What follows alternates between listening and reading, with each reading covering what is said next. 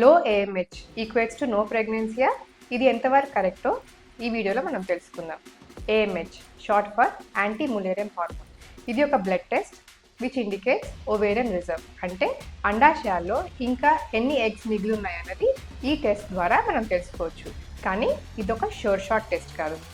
లో AMH values ఫాల్స్గా మనకు ఈ కండిషన్స్లో రావచ్చు. ఫర్ ఎగ్జాంపుల్, థైరాయిడ్ డిజార్డర్స్ ఉన్న వాళ్ళలో, వైటమిన్ E డెఫిషియన్సీస్ ఉన్న వాళ్ళలో, ఒబీస్ అంటే లావుగా ఉన్న వాళ్ళలో, and contraception usage, oral contraceptives use చేస్తారు కదా, వాళ్ళల్లో AMH టెస్ట్ చేయించుకుంటే కొన్నిసార్లు ఫాల్స్లీ లో వస్తుంది.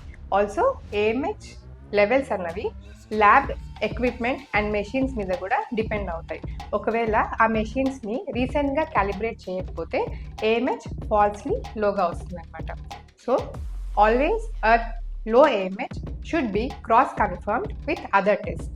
యాజ్ ఎ ఒక బేస్ లైన్ స్కాన్లో, అంటే పీరియడ్స్ ఒక డే 2 ఆర్ డే 3లో ఒక స్కాన్ చేసుకుని యాంట్రల్ ఫాలికల్ కౌంట్, అంటే మనం విజువల్గా స్కాన్లో ఈచ్ ఓవరీలో ఎన్ని ఎగ్స్ ఉన్నాయో చూసుకోవచ్చు.